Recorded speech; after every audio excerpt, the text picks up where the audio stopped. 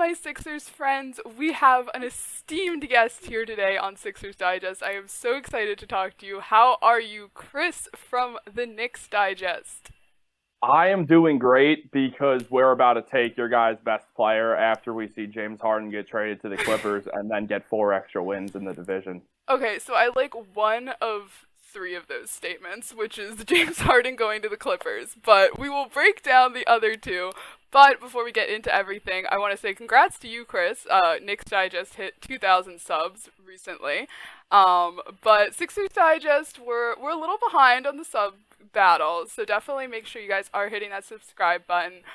We definitely need the subscriber percentages a little bit higher.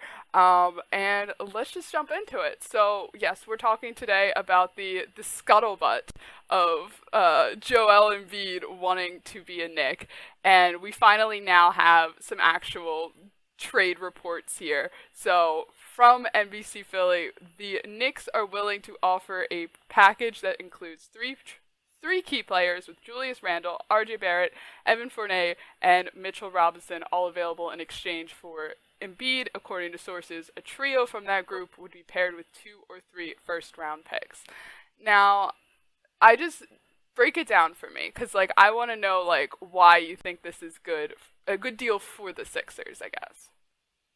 Okay, so as someone who's watched Julius Randle and RJ Barrett and Mitchell Robinson play for a while, it's really not the worst trade in the world for you guys because Mitchell Robinson truly is an NBA rim protector who can start on a finals team, and he's only 25 years old. He has potential to get a lot better, but the Knicks are on a team that's full of touches, and they don't give him enough lobs as he should get. Say you guys trade Joel Embiid, it means James Harden's off the team. That means Tyrese Maxey is officially the starting point guard, and Tyrese Maxey and Mitchell Robinson in that pick and roll would go crazy. I also think RJ Barrett fits perfectly on that team. And Julius Randle is someone who you will be able to flip for more draft picks, is what I think would be the right move because he cannot lead a team to a championship. But he's also a good enough player to keep you guys in playoff contention while you try to flip him for another star. And everyone knows that Philly is an enticing market. So hopefully people will start to see the trend of 76ers players loving to leave the team, like Ben Simmons and James Harden and Joel Embiid and Andre Iguodala and Drew Holiday and Allen Iverson. So this is my first time defending the Sixers on this channel. Okay, so it's not enough for the MVP. Point blank period is just I'm not ready to give it up. And there's definitely two camps of people right now in terms of Sixers fans. There's the absolutely get rid of everybody except for James Harden camp, and then there's the absolutely blow it up, get rid of Harden, of course, and Joel Embiid. For me, I just don't think this deal is enticing enough because you don't have a superstar player for Joel Embiid. For me, I know that in the NBA, it's difficult to get these one-to-one trades, and do I see the Knicks and the Sixers in some sort of three-way or four-way trade in the future for Joel Embiid? Possibly, but I just don't think this is the right time. We're already dealing with the James Harden stuff. I do not even want to throw this in the mix. I'm stressed out talking about this. Okay, something I can add, just about when you're talking one-to-one players, the situation is where I'm just curious. I have a very definitive ranking on where I would put Joel Embiid as for where the best players in the NBA are. What would you say? Top what player, what number is he? I would definitely say, my very biased opinion is I'm going to say he's number one. He's our MVP, and, Fair. Fair. But if I have to, try and take the Sixers fan out of me for a second, I will say absolutely top 5, arguably top 3.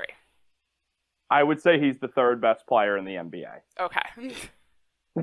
Last night, Giannis Antetokounmpo signed that 3-year extension with a player option on the final year, but that adds on to the 2 years of contract he already has left.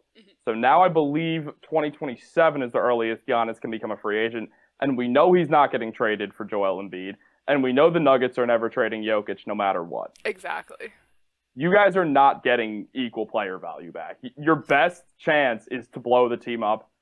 Now, I'm of the rare NBA fan base that actually thinks the 76ers can hang with the Bucks and with the Celtics. This is the best team that James Harden has ever been on with the 76ers. It's probably the best team Joel Embiid has ever been on, outside of the Jimmy Butler one, maybe.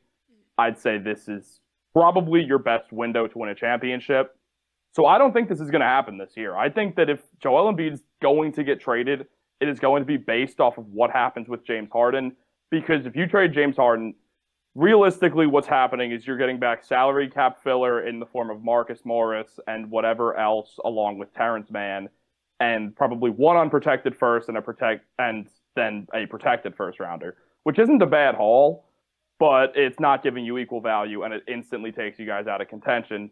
And at that point, I don't see a reason for Joel Embiid to stay on Philly. I mean, the reason he stays on Philly is because he is the process. Like, he is the team. Like, listen, I've gone through my phases with Joel Embiid. You know, he was my phone wallpaper for a very long time. Game 7 happened. He now isn't. But, like, I've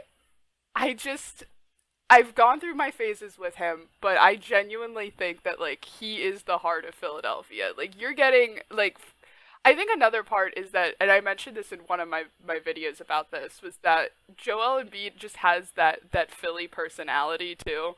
Like, he's a bit of a troll. He's not afraid to trash talk. He's not afraid to, be himself. So, I don't know. How do you think that would fit in the Knicks? Just a little side there. I think it would fit in perfectly with the Knicks. He is Joel Embiid. He is loud. I mean, I live right next to Madison Square Garden. I'm literally 3 blocks away.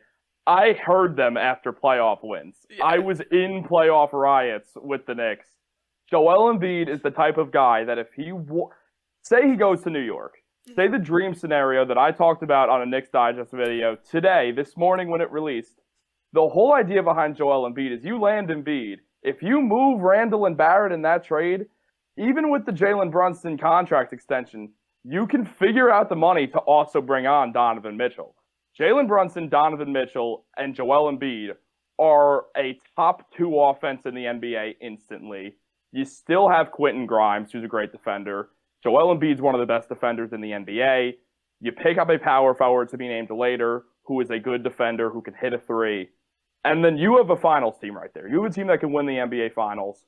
Joel Embiid knows what would happen if he won an NBA Finals.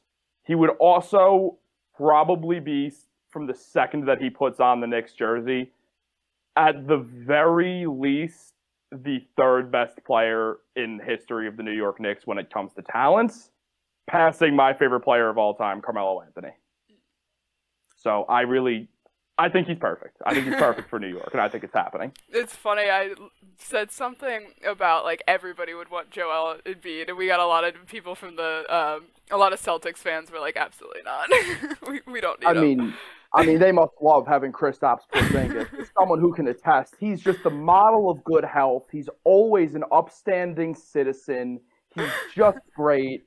He definitely never takes games, possessions, and weeks off, and is totally not someone who gets exhausted halfway through the season, then starts putting up 16 and 8, who only has good first halves and forgets how basketball works in the second. So they should be thrilled with him. So yeah, I guess my thing is I'm not ready to get rid of the MVP. Like, that's just where I'm at right now. But I'm not gonna lie, I'm not completely unwavering here. I just feel as though we definitely need some more insurance here. This offer right now does not look great to me, even though we could rebuild the entire, starting lineup with all of your protected picks, which they're not unprotected. They are protected picks. Very protected. I'm not ready. I know that obviously the big talk is build a team around Tyrese Maxey, and that's the other thing is all of these picks. Who's the youngest player out of the 4 that you guys are offering? Weirdly enough, because he's going into season 5, RJ Barrett is, and I believe he's the 2nd or 1st youngest player on the Knicks. Almost everyone on the Knicks between 23 and 29. Gotcha. So yeah, just definitely needing we got to get lots of young guys in because we are currently what do we call ourselves? The 70 oh my gosh, I'm blanking on it. There's a good nickname. We were the 70 centers, and then we were the seven Oh, then we were the 70-year-olds. That's it.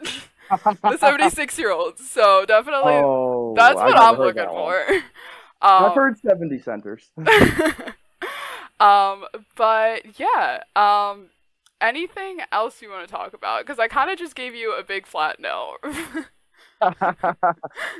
I mean, really, all that I have left to say is I will add this. I do not think it makes the most sense for this trade to happen this year. I think it would be something that has to be planned out and should probably happen before free agency or at least during free agency so both teams can rightfully adjust. Because let's say, I think there was a report somewhere, I can't even cite it, so it's basically a baseless statement that I'm about to make, where some analyst believes that the 76ers are going to trade Joel mid-season. I think that's certainly not going to happen because all the salary issues with that, with how much he's getting paid and his extension, and just a whole lot of stuff there. But really, if you guys were to trade him now, you'd still have Tobias Harris hanging out there. And that is, I mean, I think Tobias is a solid player who's overshadowed by one hell of a contract that, I mean, he's from New York, so I'm loving it. And also, it's funny to see. But you You guys can would have have to do a him. lot. You can have I'm Tobias. good. If And it his gets us a contract. beat, I don't care. You could have Tobias. You could have James Harden. There's another MVP you can have. I'm with it. If it gets us Joel Embiid, I'll Embiid in New York is what has to happen, and I think they will be the front runners for him when he requests the trade. When you guys ultimately lose in the second round this year. Oh my God! Wow. Never invited back on the channel. This is Chris Gallagher. No, this was super fun. Definitely want to talk some more. And yeah, definitely make sure you guys hit that like button, hit that subscribe button, and ring that notification bell, and hop over to Knicks Digest when you get the chance. Chris is popping out videos every 30 minutes over there. Got to do it. Get Sixers Digest to 2,000 subscribers. Thank you. Knicks Digest followers, get over to Sixers Digest. Watch the videos. Watch all the videos. Thanks so much. Bye. Bye.